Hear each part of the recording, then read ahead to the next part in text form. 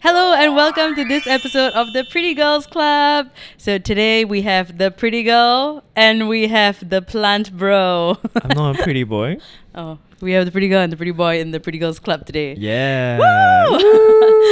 I have with me Shawn, who goes by Plantbro online. So you guys might recognize Shawn, and if you don't, then today let me introduce Shawn to you. So hello. Hi everyone. My name is Shawn, and I run a social media account, Plantbro. But I also do other things, like I also run a design practice, doing event design. I'm also a lecturer and a social media consultant. And here I am calling myself Singapore Stop Everything when Shawn actually is doing a lot. So today I have Shawn on the podcast because we are collaborating with Singapore Mental Health Film Festival, and we want to talk all things mental health, especially because we are content creators who exist on social media. We want to talk about the effects that social media has on mental health and mental health within the youth community and the queer community.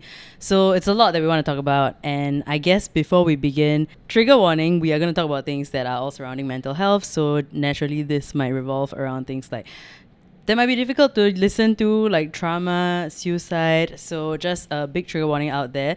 That is what you are getting into. But we want to keep this conversation lighthearted, and we want to talk about things that are very real, very serious and important. And hopefully this episode is helpful for you guys out there. And hopefully you guys also check out the Mental Health Film Festival after listening to this episode, because they're featuring a whole bunch of really important films that and they're doing really important work. So check them out, and I'll give you guys a promo code at the end of the episode as well. Fun. Okay, so let's get into it. So before we begin, I want to do a mental health check-in. So how have you been? Well, to be honest, I'm not doing very well. Well, considering that the things that are happening in the world today. But I'm just taking it one day at a time. How about you? Honestly, same. Because of course we are so online all the time that every time I open Instagram, I open any social media app, I just feel overwhelmed. And I just feel like previously, like maybe just a couple of months ago, it would be, I clearly went on it to pass time or just scroll away, and I didn't really think too much into it. But recently, in the last couple of weeks, it's just been very heavy, and existing online has just been tough. But we did have a brief conversation about this a couple of days back on text. And I mean, we both also, like, we know that that's the least we can do, right? To exist online and just use our platforms in whatever way we can, to like share any resources, bring awareness to the situation. So that's what we've been trying to do with our platforms, to whatever capacity we both have. And I think every time I think about how that's tough, I'm like, yeah, but we have it so insanely easy, and this is the absolute least we can do. We're so privileged. Yeah, so just like constantly reminding like ourselves that, hey, we have created this platform, we have built a safe space for our own like respective audiences. And so yeah, existing online has just been very tricky, especially as of late, but it's the least we can do, just use our platform in the best way we can to share, and really just let all our like followers, people who will come to us for a lot of information, even though you should be like researching these things yourself.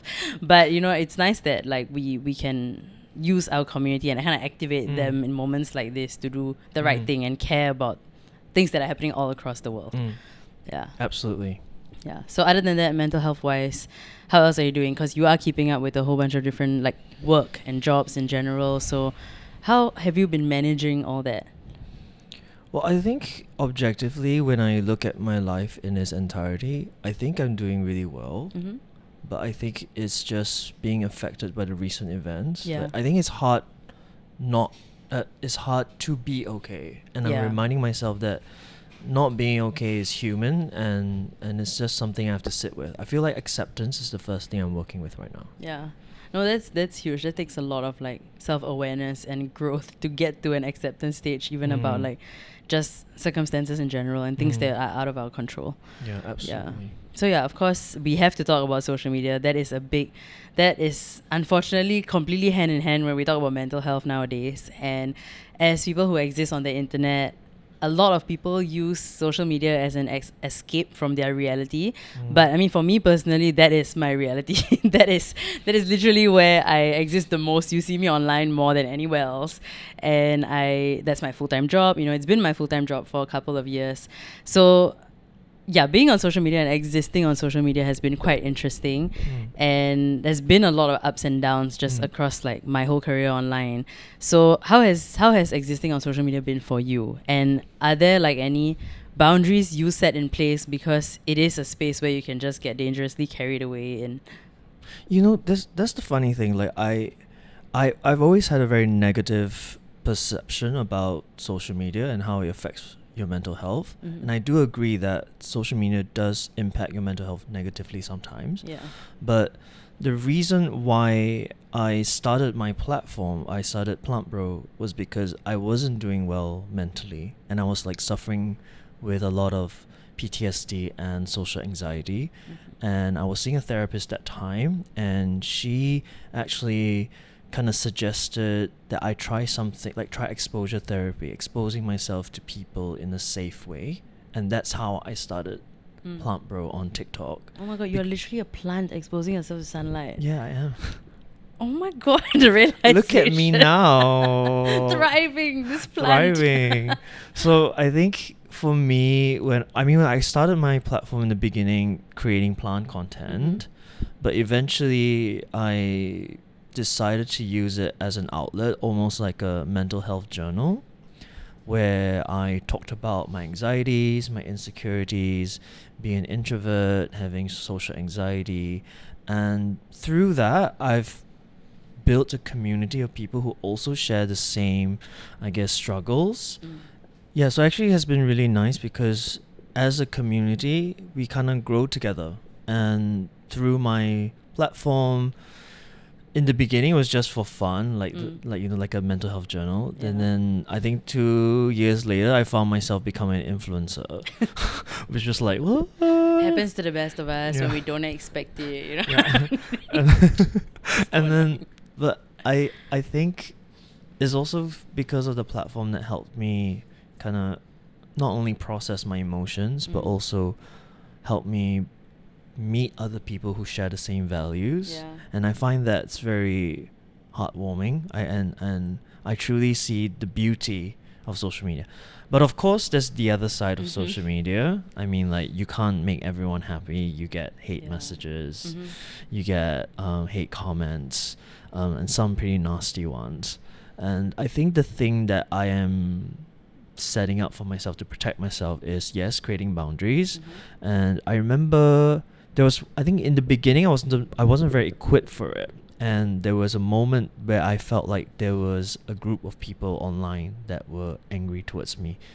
And I remember speaking to my mom about it. I'm very close to my family, and she told me that it's completely impossible to make everyone happy, but if you just look at the people who really matter to me, and I will see that those people support me entirely. And if I just focus on that, then life becomes a little bit more simpler and easier to find happiness. So that's what I kind of do right now. Yeah. What about you? I think that the advice your mom gave you is so important, because I took a long time to finally convince myself to start doing that.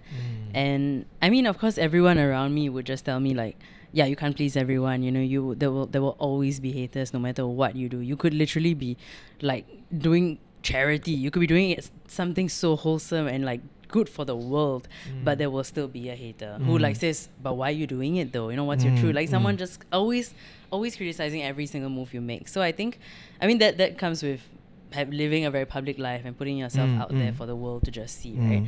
So I think for me, I struggled to set boundaries in place. I struggled with things like even saying no. I struggled with a work-life balance. I struggled with a lot, like coming into a career on social media especially.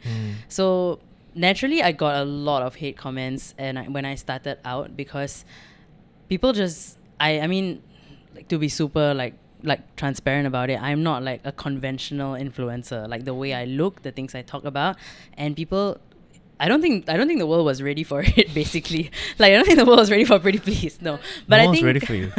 But I think the way it also happened, like, it was really like viral video overnight, and then I suddenly was suddenly people knew my name, suddenly people were recognizing me, and it was just all very overwhelming. So same thing, I was not equipped with any skills to like just process all of this like fame like overnight, like just suddenly people knowing my name and assuming they know me because of the content I create, and it's just made it very like uncomfortable. But I think for me, also being a very solid introvert, it was a very interesting journey, and I learned a lot about myself throughout this. But I think actively like convincing and like choosing to focus on the positive sides of it has been very helpful. So I think this started for me only in like 2018, 2019, when I started to talk about a lot more things that I really, really cared about, and I felt very strongly towards. So naturally, when you have an opinion about anything on the internet that doesn't really take well, even if it's a popular opinion or unpopular opinion, there's always another side to it, right? People don't agree. So yeah, I got a lot of like people started to like just completely disagree with me, and they would not disagree in a way that they were trying to have a civil discussion. You know, they would just attack me for my appearance, my skin color. Like it was just they were just grasping at straws, you know, trying to say anything to just shut me up or take me down. And I was like, you know what? It's so funny to me that like this is you cannot like match me with a proper conversation. You're resorting to low blows like that. So yeah, for me, I had to just always tell myself that it's so unfair to my followers and the people who have been supporting my work to focus on the hate more than to like focus on them and the positive like comments they leave. And in my DMs, like, you know, people actually take the time and effort. I'm sure for you as well, like people take the time and effort to actually text you like a whole paragraph about how this video that you did was what I really needed, and I was going through a tough time. Like there have been people who are like going through like you know, stuff with their health, you know, people going through a really messy divorce, you know, just leaving me long messages like, I needed to watch your stuff to get through life. And I'm just like, damn, you know, I didn't make that video with the intention to be like, oh, maybe one day somebody will like look back at this and it will really help them get through life. But it's so interesting how something that's just a random idea or funny TikTok, you know, or just a funny reel or something that we put out there can really have an insane amount of impact. So understanding the power we have on social media and using it to like the best of our ability to use it responsibly, of course. And I think for us personally, because it's such a public career and public facing career, I think it's important to just have to prioritize yourself. You have to find things that really keep you going, because people have some level of an expectation because you are choosing to put yourself out there on the internet and your life out there. So people have an expectation to like, oh, like maybe Preeti needs to say something about this, or like, oh, how come she didn't post something today? You know, I was looking forward to this one thing today, but she didn't do it. Now my day is ruined. And then, you know, it's an interesting space to exist on. But yeah, focusing on the positives has been my big thing that I've been doing a lot this year. It's like, I feel like because we have a platform, there's a certain responsibility that I feel tied to it. And you know, there are times when, like, you know, people DM me as well about how my content has helped them, and I think that's when I'm like, okay, this means something. This job is actually really meaningful, and that's why I keep doing what I do actually. Yeah, it's very fulfilling. I think it is. As with everything in life, right? Everything in moderation, even social media. But it's easy to say that when you're just consuming social media for fun. But of course, with us and like people who create content online, I think having boundaries in place, like, you know, knowing when to go offline, knowing when to, you know what, put my phone down, I'm just going to hit upload and I'm not going to look back. I'm not going to be so critical as to what every single person is saying, because like you said, like your mom said, you're not going to make everyone happy. And remembering that in anything that you do in life is crucial, because it's not just a social media thing, you know. Whatever you do in life, there will always be some level of a hater. They don't have to be a keyboard like leaving hate comments online. But in your own life, think about the haters and then forget them and then be like, doesn't matter. How about you focus your energy on everyone else who is not doing the hating? And that's a way better way to live, honestly. Absolutely. Absolutely. So of course, like social media, that plays a huge part in our lives. But I think we can't talk about social media without talking about youth, because the age that people, like, I don't know what the age limit is on anything anymore, because I feel like every single person has a social media account, and children have handphones now. And I think I got my first phone when I was like in primary 6. I was 12, but I think people like half that age, like 6-year-olds, have their own mobile phone nowadays. So yeah, I think when we talk about youth, I feel like when we talk about really like children, I know that there are a lot of things in place that parents can set, you know, like screen time and like, you know, content like restrictions for certain things, even on streaming platforms and stuff. But I guess when we're talking about young adult youth, you know, when you have your own free reign to do whatever you want on the internet, what are some things that you think would be helpful for them to hear, especially if they are listening to this episode? I hope you are. But yeah. Well, I mentioned earlier, I'm actually a lecturer in LaSalle, so I work with youth quite a lot. Yeah. And I've always said I've only done this job for two years, and I've realized that my job is less of teaching and sometimes more of a counselor, because I feel our youth these days, I think the main problem that youth face these days is comparing themselves to other people. I feel like there's so much pressure, I think, in Singapore to be successful, to know what you're doing, to earn tons of money, to have this glamorous, like, hit all the like buying a house, buying a car, and the pressure of always wanting to succeed and the fear of failure sometimes hinders youth from living their lives. And also sometimes youth want to live up to their parents' expectations, and that's also very difficult.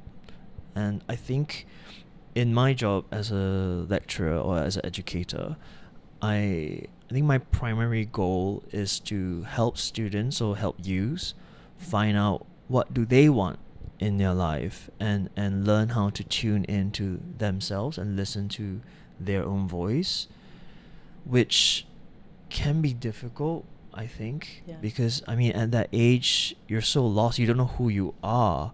I remember when I was young, I was completely clueless about life, and I think me then and me now is so different. But the only difference between then and now is that we expect so much more because of the internet, because of social media. And so I think being able to, one, know what you want to do, and even if you don't know what you want to do, that's fine. And two is to just try to experience things, try to lean into your passions or lean into whatever you like. And three, if you fail, you fail. It's not a big deal. And I think like that's what I'm trying to, help my students understand. What about you?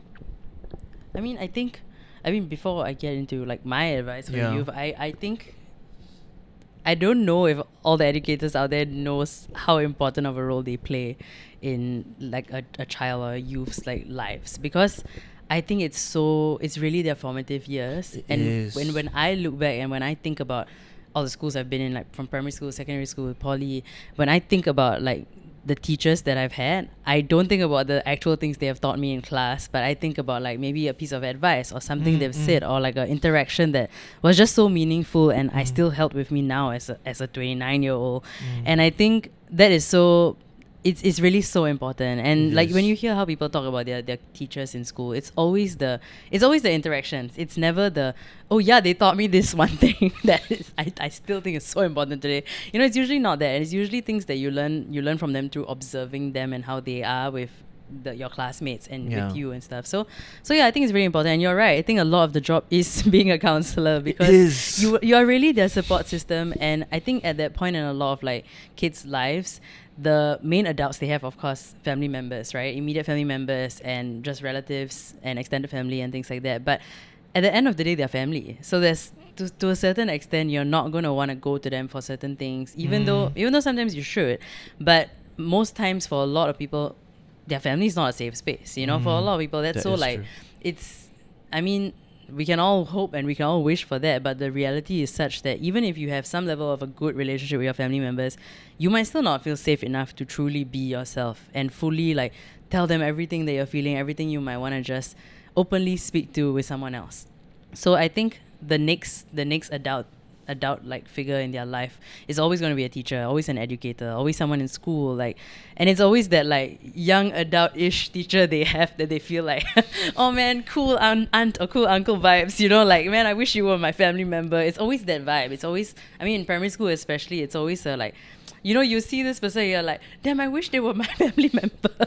And like some kids accidentally call their parents mom or dad in class. I think it's because they are just secretly manifesting that for themselves. But I think, yeah, it's like a cool older brother vibe. I'm sure that you give off for, especially, I mean, you're teaching in LaSalle. So like, you know, they're all like really like young adults, right? So so I'm sure they that's nice that like you've created a space that is safe enough for them to want to go to you for even advice or just confide in you or just be there for them, you know, in whatever capacity you can. And I think that's really important. Yeah, but I think in terms of like advice or things that can be set in place for youth out there, I really think I think you can really get lost on social media completely. And like how we always joke about like going down rabbit holes, you know, once watching like a whole bunch of things and you're like, actually, I don't remember why I'm even watching this right now. So I think people get lost in that so easy. And when you're really young and when you're on social media, you are just so susceptible to like every single thing and anything that you see. And I think just be a bit more critical of the content that you consume, because we're not going to act like social media is not a huge part of your life. I'm sure for a lot of like younger people listening to this, I'm sure it's a massive part of your life. Whether or not you work with social media, you know, maybe it's just something that you just are on it like most of your time, you know, that is your hobby, you know. So that's fair, because it can bring you a lot of joy and it can be a place to learn so many things, honestly. But like I said earlier also, everything in moderation, however you can, you know, remember to also like speak to actual people, you know, go outside, have interactions that are as valuable, you know. Like, don't just get lost in the, okay, I'm gonna listen to everything like this person's saying online because it has to be true, right? And yeah, I think just being a bit more critical with the content you consume, because sometimes things online, like at the end of the day, you don't know what the intentions are behind creating a lot of pieces of content. And some people are not in it to like, you know what, I want to make this space a safer space, a better space, a space that we can all learn and get and improve ourselves. Some people are really just in it to like, you know what, I'm going to just be a content creation churning machine to just create content and make money off it and make money off people that are watching this.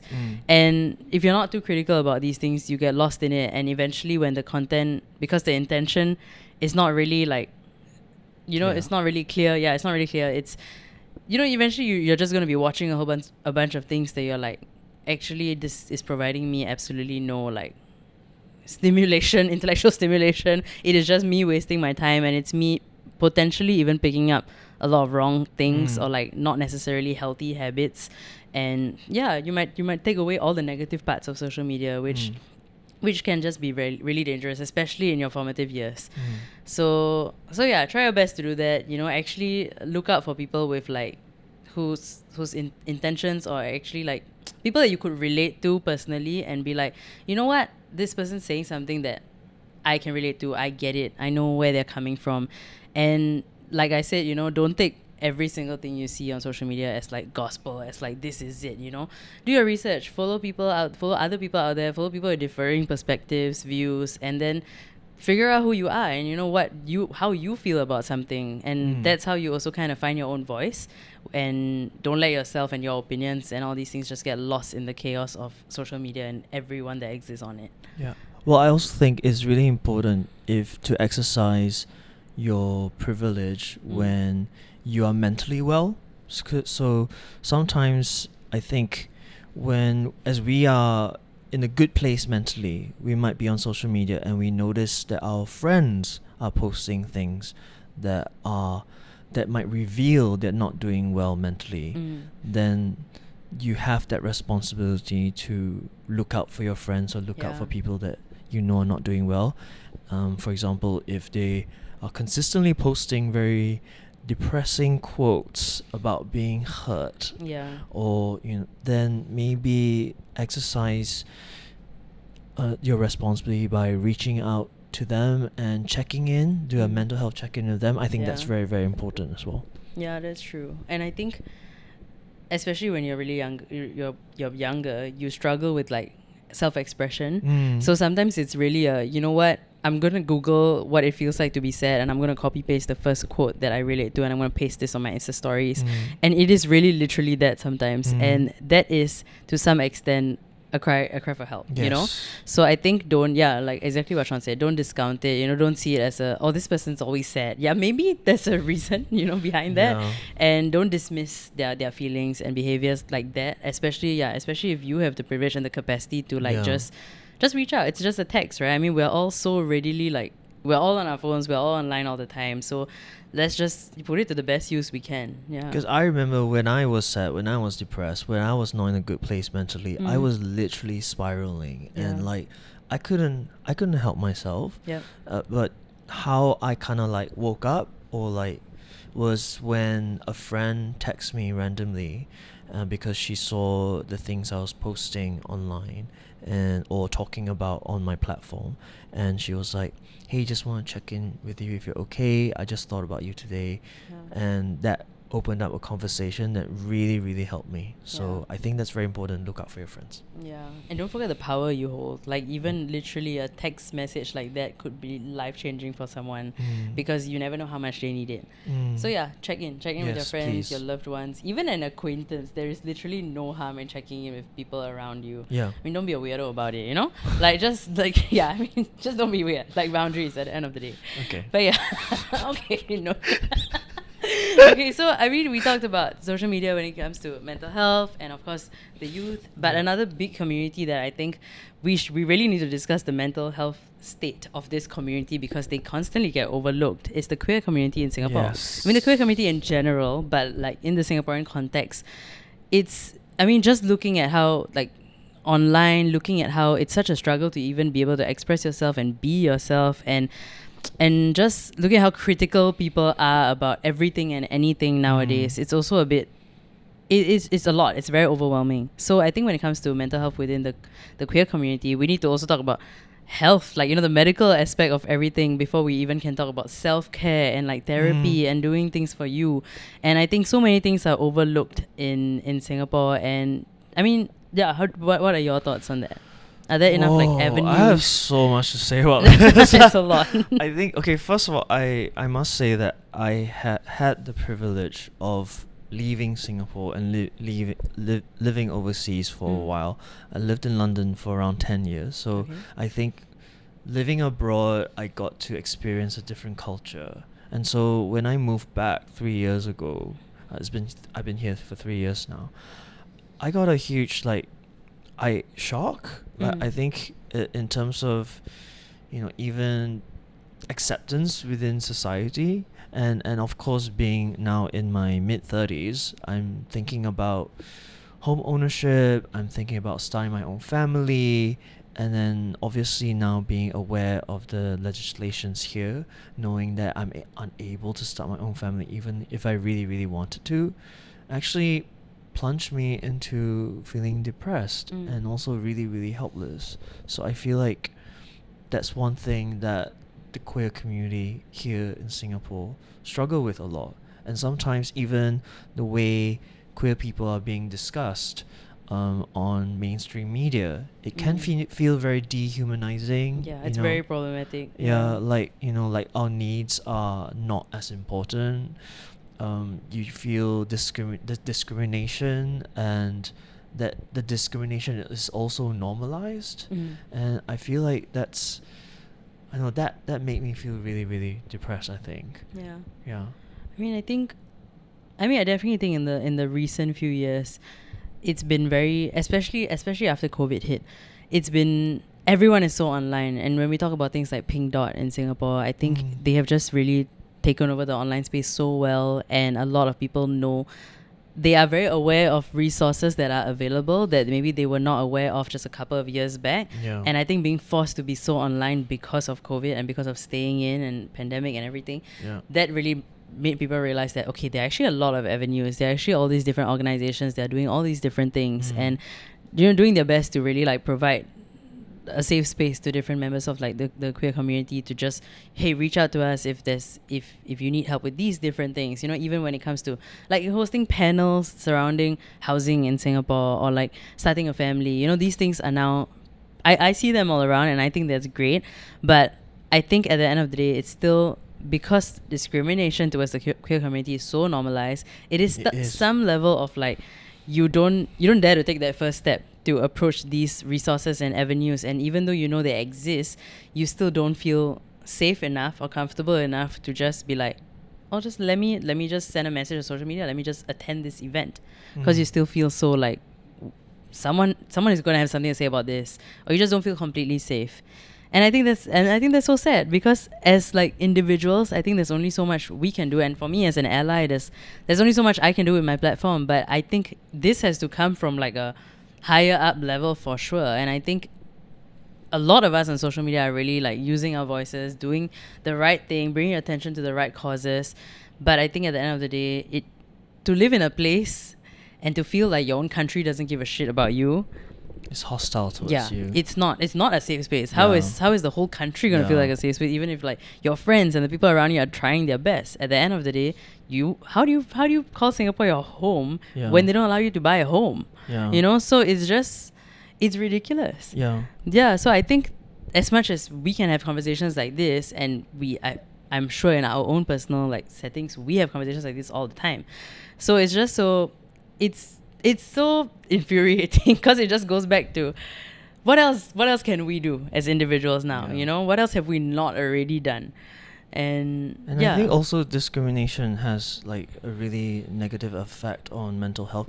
I mean, if it has an effect on me right now as an adult in my mid-30s, like what more for youth, you know? I think because there's so much discrimination in society, in media, it might make a queer youth afraid to come to terms with their own sexuality, to come out. You know, Singapore's also a very small country. We kind of like know each other one way or another, and so it's very hard to be yourself. And actually, when I was preparing for this podcast today, I read up, there was a survey that says that 58.9% Singapore LGBTQ youths contemplated suicide, and 14.2 had ever attempted suicide. And that really, really breaks my heart, because this could be very well, this is a mental health problem. It's a health crisis that, you know, we need to look into. And I remember, you know, in my own journey, in my own coming out journey, when I think I came out when I was 19, and it was not accepted at all in my family. And, you know, being not accepted by my own family members, and then also being bullied at school, being discriminated, even by my own teachers in school, was a horrible experience. And being at such a young age, like, it really drove me into depression, and I even contemplated suicide. So I think like that's a real problem that, you know, maybe the government needs to look into, but also maybe us as peers, or as, you know, people who are older, need to look out for these youth. Okay, thank you for sharing that, first of all, because I honestly think it's so sad, because I think it's like some, in a weird, twisted way, it's some rite of passage to be some level of bullied for just being yourself in secondary school and in like those very formative years, like I mentioned. And it's so sad to hear that even teachers like made you feel that way, because like we just talked about it earlier, the role of a teacher and educator in someone's life is really so crucial and so important. So yeah, it's just not, it's not okay. And I think, do you think it's gotten better though? Like since you were 19? Oh God, I wish it's gotten better, but I don't think it's gotten better at all. Like, I mean, like the Hua Chong incident. Yeah. And you're supposed to be smart, eh? Yeah. Like, what? The fake news is it's like, how do children not get POF mat? Or what? Like, okay, that one was the lecturer, but why didn't the school get POF mat for spreading fake news? You know, it's because you only care. I can't say anything, right? I'll get POF mat. Anyways, but I mean, I think because there's a lack of protection, I think there's a lack of legislation to protect these about these issues. And it just goes back to the simple, like, it's something so simple, but it's so difficult to achieve. But like, just feeling safe and feeling safe enough to be yourself, feeling safe enough to just exist and live your best life, and literally without harming anyone else and just being the best version of you. And it's sad. It's really sad. And I just hope that, I don't know, I think, of course, there are so many people doing amazing work surrounding, like, pushing this needle and just pushing, like, people with power to just actually do something about this and finally take all of us seriously, and the words that we're saying, like, pay attention to the stats. Like, we know it's not an opinion. This is not an opinion. This is, like, actual hard facts. So it's like, how many more lives need to be lost, you know? And it's already, like, one is one too many. So it's just there's also so much suffering. Yeah. And I can only imagine how many people that are completely suffering in silence, like, don't even, like, not even, like, with a safe enough, like, safe space they can call, like, a friend group, or, like, people around them they can just go to, and just people who are just completely alone in this. And I mean, if you're listening to this, like, please know that you are allowed to be you, and you are allowed to exist and take up space, and that is all valid. You are valid, and you are deeply, dearly loved. Yes, you are.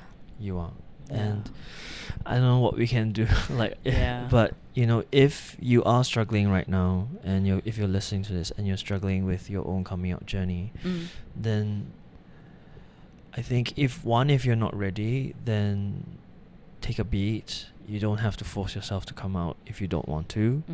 But 2, if you feel ready, then I would pick the closest, maybe friend, or like someone that you feel that you can trust, and come out to them.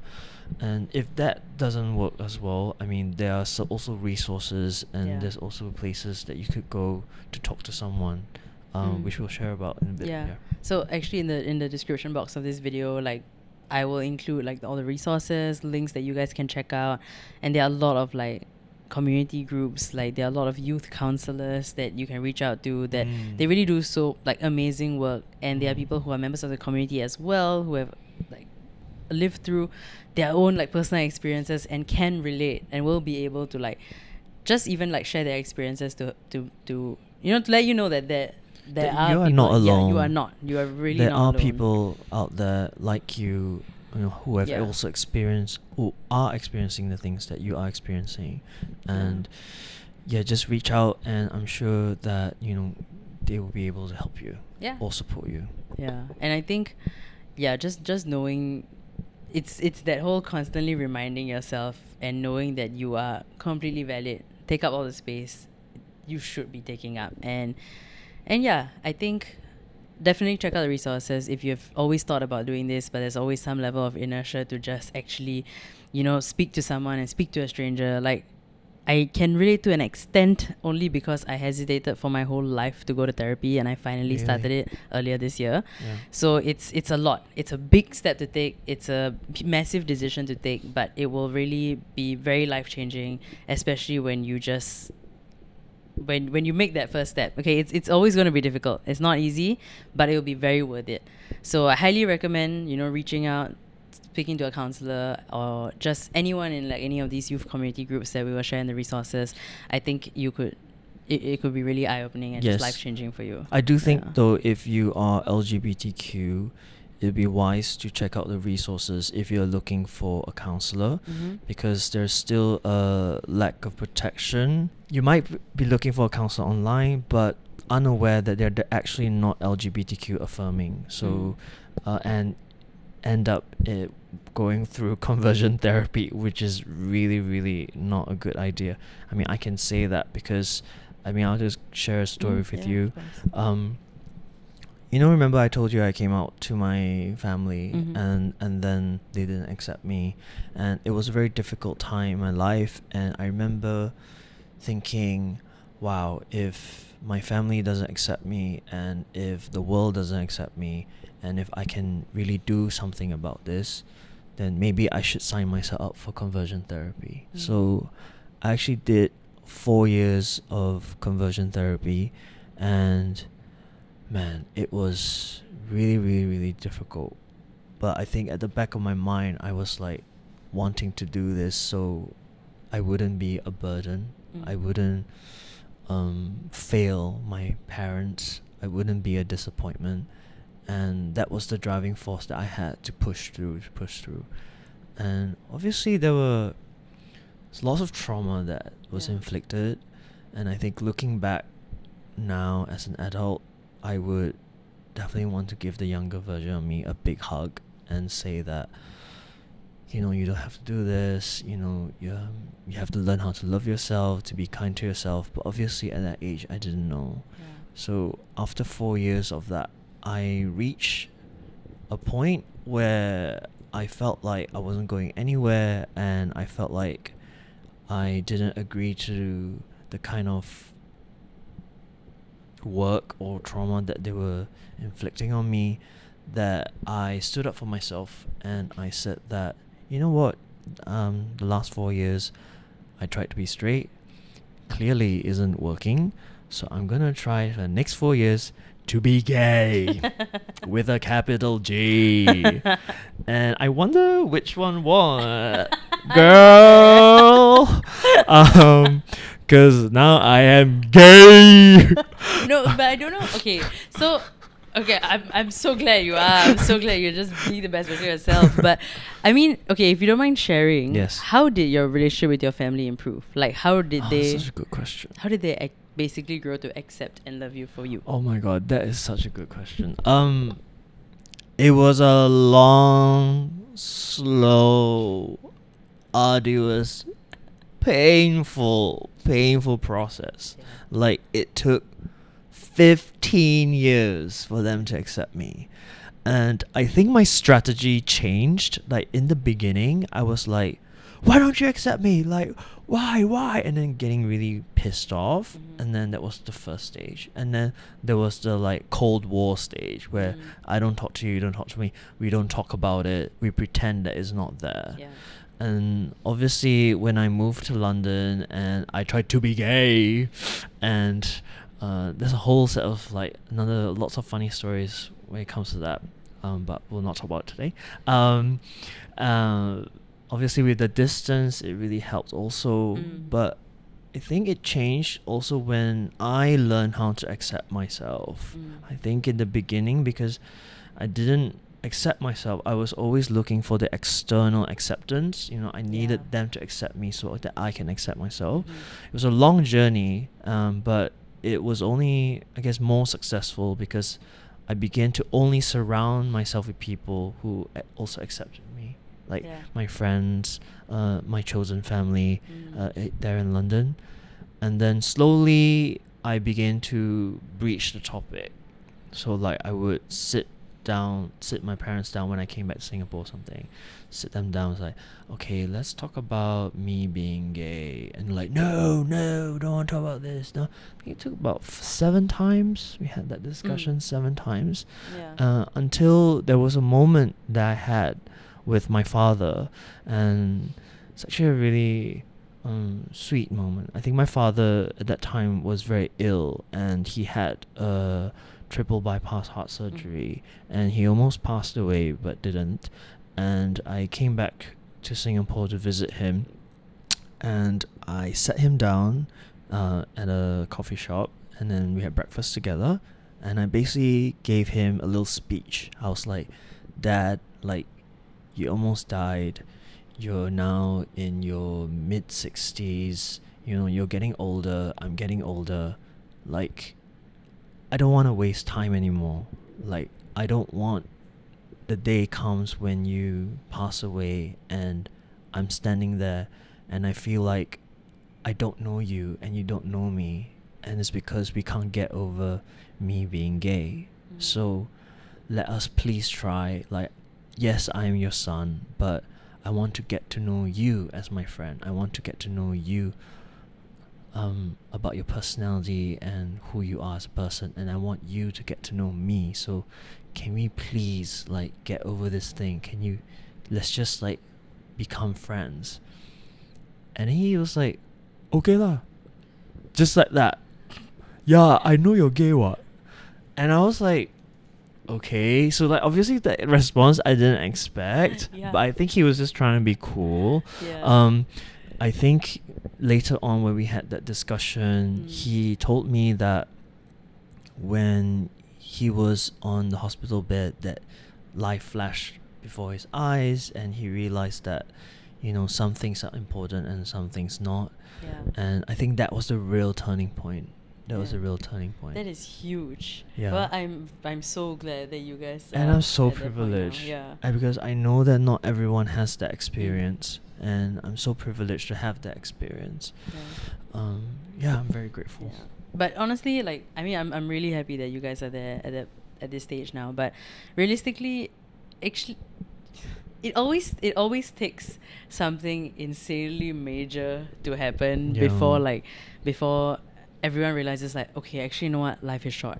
We should not be focused on these things. These things are not important. At the end of the day, we are here now. Let's do what we can with that time. And I mean, of course, at the end of the day, I believe that people are capable of change, and I believe that everybody should have the space to grow and learn, and of course, with whatever limited resources like our parents' generation had, and whatever they're trying to do now with the resources that are out there, it's great. It's, as long as they're willing to change, it's nice. So I mean, yeah, I think that's huge. I think being able to like have that conversation, and I'm so glad that you also had it in you to, you know, sit him down and be like, you know, let's talk about this, because it could get very disheartening to a point where you could have just given up as well. You know, I that's actually a really good point. The thing is that even though I felt like I didn't have any heart in it anymore, I wanted to give up, I told myself that I couldn't give up. And so my love for my parents, for my family, is patient.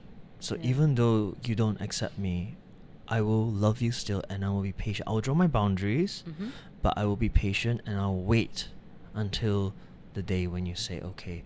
And during that time, I'm still consistent. I'm still expressing love for them. I'm still expressing how I care about them, but obviously always with boundaries. I don't silence myself. Yeah, no, that's good. Especially if you feel like, at the end of the day, if you're disrespected to an extent, you know, even if it's by your own family, it's important to set those boundaries and be like, you know, I'm still keep being me. Nothing changes about me. But if you're not able to respect me being me and my boundaries that I've set, then, you know, that's not fair. That's not healthy. That's not a healthy way to like also move forward with the relationship. Yeah. So yeah, I think being able to do that was great. And sometimes you really need that space. So of course, like, I mean, I'm glad that you were able to like find chosen family, you know, wherever when you were overseas. And that is so important. I think if you don't have your family accepting you, chosen family is very important. It's crucial, and I think we see a lot of that. Like people talk about this a lot online, and I think you know, if you simply just go to a drag show, go to a riot show on Saturday, you know, you see the importance Riot's fun. Yeah, you see the importance of chosen family. You see how everyone shows up for everyone. Everyone's there, and they're supporting the hell out of each other, and they are clearly like everyone's ride or dies, you know. And you see how important that is, and when you see that, you really get reminded of like, yeah, you know, choosing to surround myself around people that love me for me and will show up for me and be there for me is so much more important than just, you know, feeling like, you know what, but this is my actual blood family. They're supposed to be there. That's not fair to do to yourself, you know. But yeah, one I think step at a time. Exactly. Pick your battles, I think. Yeah. And these things take time, of course, because our parents were brought up in a very different generation. That's just facts. And not ideal. I mean, it's sad if the longer they take, the sadder it is. But trust that, have faith in them, and, you know, hopefully they surprise you. But yeah, I think a lot of what we talked about also, a big thing that we have to address. I feel earlier on you briefly mentioned that discrimination is so normalized, right? And the way the media represents the queer community especially is honestly really gross in Singapore, especially the way MediaCorp has botched it up so many times. So I think I'll say it.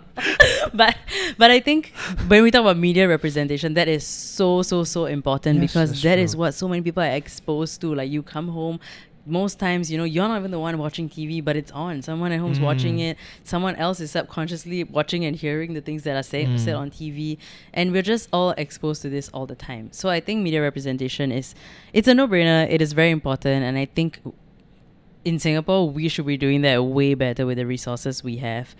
And I think you're meaning mainstream media, right? Yeah, for sure, mainstream. Because we did talk about social media, and I feel that's the only place to hear a lot of alternative voices and perspectives that are not like fed to us by mainstream media. Yeah. So yeah, I think an important thing to know is that mainstream media and social media are not the only media like spaces available, and that's also why I really want to shout out the Mental Health Film Festival, because they are literally bringing in films that are just so they're important to watch. There's so many films that are surrounding the queer community and mental health, all in one. And I think I really urge you guys to go look at the lineup, go check out the films that are going to be available during the festival that's running in November. So all the details will be in the description box and everything. Go check it out. I'm sure there's a film for you. Like, I'm sure when you go look at the lineup, there's a very, very cute film that I saw all over TikTok actually, Marcel the Shell. So it is just a very cute little shell that is just talking about its own mental health, its own emotions all the time. It is very precious. And how am I relating to a shell? I don't know. But it is really, really cute. And I definitely want to go catch that. So I'll put all the details on screen. And yeah, I think, understanding that like mainstream media that's not it. We can go find like film festivals, especially bringing in all the different films from all across the world to us right here at our convenience. Go check it out. And I also have a 20% off promo code, so go get a ticket. Girl. Go watch. You're right, I know, I'm influencing. But yeah, the deets are on screen and the links are all in the caption, so go check it out. And will you be at the Mental Health Film Festival? I will. Will you be there? Yes, I'll be there on opening night, and I will go check out. I definitely want to go see the lineup, and I want to go see what else I'm interested in, and go make time to watch them, because it's so rare to like go, set out time to like go watch a dedicated film about something I genuinely am really interested in, and not just, let's watch a movie just for fun. It's usually like that. So picking a movie to watch with a lot of like, with actual like intention behind it like that, it'll be a fun and experience. Alternative voices and stories as well will be really interesting. Yeah, I think that'd be nice. So yeah, thank you for watching this episode, and thank you for sharing your stories, your experiences. And I think everything you share is really so important, and hopefully like you guys listening, you took some advice. But if you didn't, it is time for some unsolicited advice of the week. Kring kring. It's ringing, Shawn, you have to pick it up. Oh, sorry. It is time for your unsolicited advice of the week. So what is one piece of advice you want to give everyone out there? When people tell you not to be gay, you say, okay, I won't be gay. I'll be gay! What about you? Damn, that's such good advice. How can I top that? I can't, because I'm a bottom. Okay, no, jokes. That's too much. That's kind of good. So, I guess that's my advice there. No, okay, my unsolicited advice of the week is to be you. Take up all the space you want to take up. You deserve to be here. I mean, of course, don't be obnoxious about it, as in like take up other people's space. You know what I mean? But yeah, you deserve to be here. Be the best version of yourself. Let no one dim your shine. And I just hung up, so I don't know who you're talking to anymore. but yes, I hope you guys enjoyed this episode. I really hope this was helpful, because I learned so much from you, Shawn. And every time, Shawn and I we met through like the most random. We actually met each other at a drag show for the first time. Did we? Yes. And then we got introduced really randomly, and I'm like, I recognize you from TikTok. And then eventually we realized we're friends with Simin. And then we realized we're mutual friends. And then we start bumping into each other things, and then we have long, extensive conversations about how like everything that we do and how we feel about a lot of things. And then it ends with Shawn telling me I should run for politics. Yes. And then I'm like, I will vote for you. I'm not gonna run for anything because I don't run. And then I'm just like so yeah, I'm glad that we finally like we did this, because I think like the mental health community and mental health like content that you create and the community that you've built online, like clearly it's very telling. Like it's very telling that a lot of people relate, and it's very helpful for a lot of people out there. So as a fellow introvert, thank you. And thank you to you as well. Like, I want to say that even though we don't have many exchanges, we don't really hang out together a lot, like from a distance, I've always really respected the work that you do, and I also feel kind of like connected to you in a way, because I feel like we share a lot of similar values. But yeah, I really like the work that you're doing. Thank you. I'm so glad we did this together. Yeah, because we've been talking about like potentially doing this. And then one day at an event, I was like, hey, you want to be on my podcast? I was like, yeah! I was like, I wanted wanted to talk to you about being on my podcast, and then this is literally how this episode happened. So shout out to the Mental Health Film Festival. Shout out to Daniel, who is literally interning for them, who is in my house right now watching us film this episode. Shout out to Kai Ying, who's always behind the camera and who will be editing this. And shout out to my dogs for barking throughout this episode and making it quite difficult to film. But yeah, they are very crucial for my mental health. Love them. But thank you, and I hope to see you guys at the film festival, and all the deets are in the description box, so go check it out, and we will see you there. See ya. Bye.